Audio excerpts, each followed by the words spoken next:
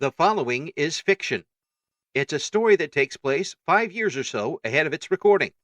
It is not a political message nor a prediction. No AI-generated voices were used in its production.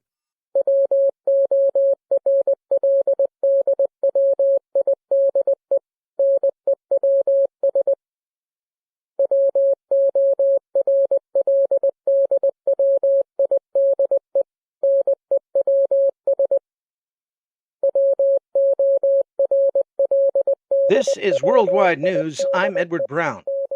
The death toll continues to rise as a historically dangerous heat wave grips the state of Florida, with daily highs in the 105 to 110 degree range and the heat index much higher than that.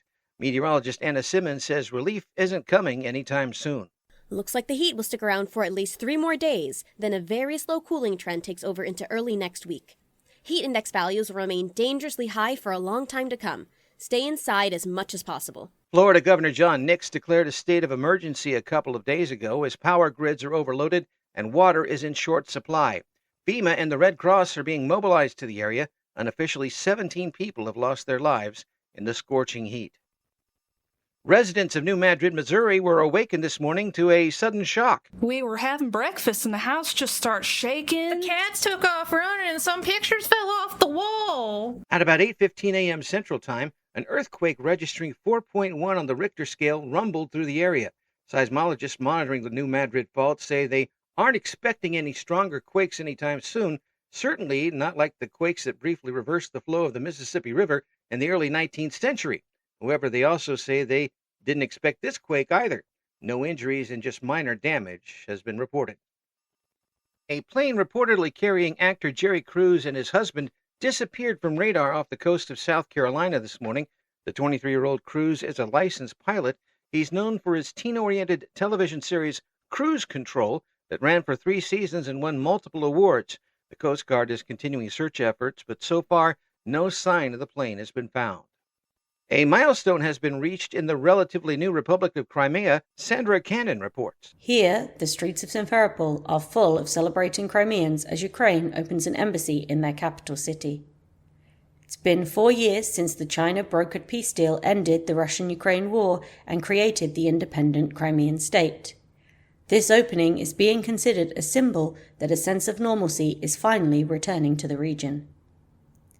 By establishing formal relations with Crimea, Ukraine is hoping to take the first steps towards healing the wounds from their costly, bitter war with Russia. For its part, Russia has still not sent any official representatives to meet with the Crimean government. Sandra Cannon, in Simferopol. Meanwhile, China and Russia are set to begin talks over a disputed border that snakes across the land between Mongolia and North Korea. The discovery of extensive rare earth deposits in the area has led both nations to claim sovereignty over great percentages of that land.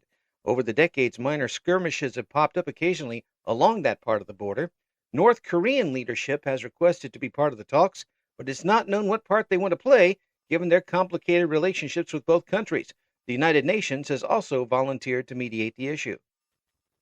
The Australian government has begun efforts to try and crack down on what it calls domestic terrorism, targeting groups of indigenous peoples like the Z Defenders, the group that claimed responsibility for the rioting in New South Wales last month. The Z Defenders have maintained that they are looking for a separate nation carved out of the current Australian state to be given to the indigenous inhabitants to rule and live. The Australian government issued a statement today condemning the idea, saying there was no chance of any land secession. Rioting caused hundreds of thousands of Australian dollars worth of damage last month. Major League Baseball has narrowed down the list of candidates for 2 expansion teams they intend to add 2 seasons from now. The 4 remaining cities are Louisville, Montreal, San Antonio, and Oakland. Dropping off the list are Mexico City, New Orleans, Vancouver, and Salt Lake City. New York markets were mostly steady today, with trading down slightly. That's Worldwide News for this July 10th. I'm Edward Brown.